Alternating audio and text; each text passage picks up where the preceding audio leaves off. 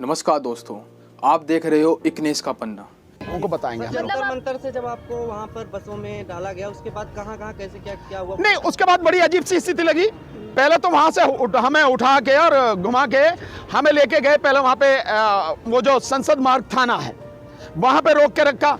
Then उसके बाद में वहाँ से गाड़ी को लेके चले, तो हमने सोचा कि शायद मंदिर मार्ग थाने जाने होंगे। वहाँ से घुमाते हुए लेकर आए, वो घुमाते हुए लेके, और फिर वहाँ से चाणक्यपुरी की तरफ को होके फिर पटेल मार्ग पे होते हुए हवाई अड्डे के इधर को आगे फिर यहाँ ले आए, और यहाँ ला के फिर यहाँ से आगे को ले गए, कापासेड़ा थाने के सामने ला के फिर यहाँ से आगे को ले गए। फिर गाड़ी वहाँ से मतलब एक आगे शायद वो है एक फार्म हाउस में शायद रखने का था।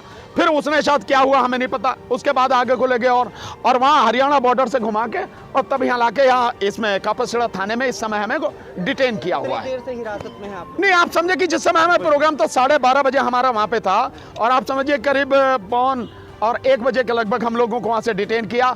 उसके बाद से लेके आ रहे हो, तब से हम लोग यहीं पर हैं, इसमें कापासेड़ा थाने में हैं। अब जिस समय भी हमको छोड़ेंगे उस समय की बात है। लेकिन सर आप लोगों से ये बात सही है कि सब लोगों को नहीं मारा गया, कुछ लोगों को लेकिन बहुत बुरी तरह से मारा गया है और 3rd डिग्री भी की गई है। उसका एक छोटा सा सबूत, जो हमें जब बस में बिठा रहे थे, आप वो तो पब्लिक डोमेन में आप सब लोग देख ले किस बब्बरता से, और लोग जो थे वहाँ पे बैठे हुए वो अमित शाह जी के डायरेक्ट टच में थे, जो पुलिस ऑफिसर्स थे। एक मुझे लास्ट में मारपीट के अंदर किया है, सबसे लास्ट में, तो मुझे शुरू में नहीं मारा गया। लास्ट में बस में जब मैंने कहा कि मुझे ऑर्डर्स दिखाओ आप, मैं बिना ऑर्डर के नहीं जाऊंगा, और यहाँ पे पुलिस की वर्दी में दूसरे लोग भी हैं जो आरएसएस के गुंडे हैं, और उनके हाथ में छोटे छोटे चाकू भी थे जो पुलिस की वर्दी में थे। जब मैंने ये बताया उनको, तो वो फ़ोन मुझे तब तक 3rd डिग्री या मारपीट नहीं की गई थी। उसके बाद एक और बड़े अफसर ने, एसीपी थे, उन्होंने किसी से बात की फ़ोन पे। उसके आने के बाद जिस जानवरों की तरह धक्के देकर और मुझसे मारपीट करके मुझे अंदर किया गया है, और उसके बाद क्या क्या हुआ होगा वो तो उसका सबूत नहीं है, मैं नहीं बोल रहा हूँ। अंदर भी, यहाँ भी पुलिस स्टेशन के अंदर यहाँ पे धुआं जला दिया था। हमें जहाँ बिठाया गया, एक तो चेयर्स ही नहीं थी, मुश्किल से 7-8 चेयर्स थी, और इतना लंबा यहाँ पे एक वहाँ पे धुआं करा गया जैसे पराली जलाते हैं। हम लोगों की सांस घुट रही थी, पानी नहीं दी गया। ये तो राजेंद्र पाल गौतम ने अपने कुछ साथियों से यहाँ पे पानी और चने मंगवाए हमारे लिए खाने के लिए, वरना हम लोग तो प्यास से ही मर जाते। तो क्या कारण है सर इस समय जो आप एक सच्चाई की लड़ाई? उसके बाद उदित राज जी आए हैं यहाँ पे, उनका भी हम धन्यवाद करना चाहते हैं। लेकिन हम देश की जनता से ये कह रहे हैं, हम लोग आपके आह्वान पे ये संघर्ष कर रहे हैं। अब आपकी जिम्मेदारी है, आप जहाँ जहाँ भी हैं अपने घरों से बाहर निकले और पीसफुल प्रोटेस्ट करके ये ईवीएम की आवाज़ उठाएं। ये जिम्मेदारी है हर एक नागरिक की, कि किसानों की आवाज़ उठाना, जो यूनिवर्सिटी में हमारे जो बच्चे और प्रोफेसर्स लड़ रहे हैं उनके लिए आवाज़ उठाना, और ख़ास तौर पे सब लड़ाइयों की जड़ जो है, सब जो प्रॉब्लम्स का हल होगा वो ईवीएम से होगा। ईवीएम क्योंकि इनके हाथ में है, इसीलिए ना ये किसानों से डरते हैं, ना ये स्टूडेंट से डरते हैं, ना ये टीचर से डरते हैं, ना किसी आम नागरिक से डरते हैं, क्योंकि वोट देके इनको हराया नहीं जा सकता ना। तो ईवीएम की लड़ाई जो है मदर है सब बुराइयों की।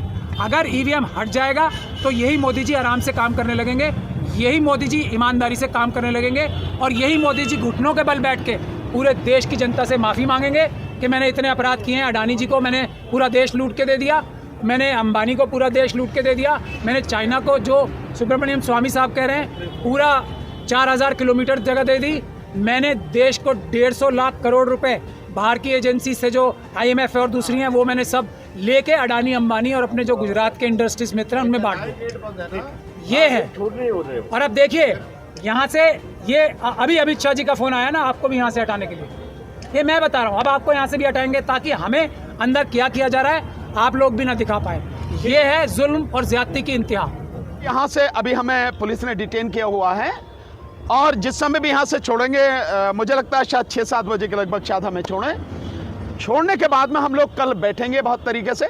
अभी तो क्योंकि बाहर से जो हमारे साथी आए हैं, इस बार बहुत दूर से आए हैं। लखनऊ से हमारे बहुत साथी आए हैं, हमारे साथी गोवा से आए हुए हैं, और मध्य प्रदेश में आए हैं, बॉम्बे से साथी आए हुए हैं, नागपुर से बहुत साथी आए हुए हैं हमारे, हरियाणा से जो आप साथी देख ही रहे हैं, सब लोग हैं पीछे आप देखें। और किन्नौरी बॉर्डर और पंजाब से आए हुए हैं, जलंधर से आए हुए हैं, पटियाला से आए हुए हैं और साथ में गुजरात से भी हैं। और आप देखेंगे राजस्थान से, जयपुर से एडवोकेट श्री पूरनचंद भंडारी जी हैं, पूरी अपनी टीम लेकर 2 बसें लेकर आए हुए हैं। सो अभी यहाँ से निकलने के बाद सब साथियों से संपर्क करना है, कौन कौन कहाँ से है। हमारी एक बहुत सम्मानित भिक्षुणी हैं, बहुत भिक्षुणी हैं, वो भी अपने साथ करीब 20 महिलाओं के साथ आई। हमें उनका भी पता नहीं कि वो कहाँ है, कैसे हैं। सो उनके विषय में भी पता लगाना है, क्योंकि अलग अलग जगह से पकड़ के लोगों को अलग अलग थाने में डिटेन किया गया है। कहाँ कहाँ रखा गया है अभी नहीं जानकारी है। और जैसे ही यहाँ से निकल के हम उनके विषय में पता करेंगे, उसके बाद बैठ के कल प्रेस को बुलाएंगे और जो कुछ आज हुआ है और जो आगे की रणनीति होगी बाकायदा आपके साथ में डिक्लेयर करेंगे। जैसे ही आप लोग ईवीएम के खिलाफ मोर्चा खोलते हैं, प्रदर्शन करते हैं, आपको डिटेन कर लिया जाता है और धारा 144 का हवाला दिया जाता है। देखिए, हमें डिटेन करने का जो मतलब है, इससे साफ है कि सरकार बुरी तरह से डरी हुई है। अगर सरकार को कोई डर नहीं है, सो हमें प्रदर्शन करने से रोकने से क्या मिलेगा उसको, हमसे क्या दिक्कत है उसको। लेकिन सरकार क्योंकि ये जान चुकी संयुक्त मोर्चा के बैनर तले और जो बहुत बहुत अलग अलग संगठन लगातार जुड़ रहे हैं और संयुक्त किसान मोर्चा का पूरा समर्थन मिला हुआ है। और अभी मैं 22 तारीख को शंभू बॉर्डर पर भी मैं गया, वहां भी किसानों ने खुल के हमारा इसका समर्थन किया है। तो ये समर्थन बढ़ता चला जा रहा है और आंदोलन पूरे देश में, हर गांव में, हर गली में, ये घर घर तक पहुंच चुका है आंदोलन। इसलिए, और सरकार के पास ये इंफॉर्मेशन है, इसलिए सरकार बुरी तरह से घबराई हुई है, डरी हुई है और वो किसी हालत में नहीं चाहती कि कोई प्रदर्शन हो जाए। आज जितने भी लोग आए, मैं समझता हूं कम से कम 8-10 हजार लोग जरूर होंगे आज। और ये सारे के सारे लोग जंतर मंतर पर जब दिखेंगे, इतनी भीड़ दिखेगी तो पूरे देश में जबरदस्त उबाल आएगा। और सरकार इसीलिए घबराई हुई है, इसीलिए अलग अलग जगह हम लोगों को डिटेन करके अलग अलग थानों में भेज रही है। रही दूसरी बात, जो धारा 144 की है, ये पूरी तरह से गैर संवैधानिक और गैर कानूनी काम हो रहा।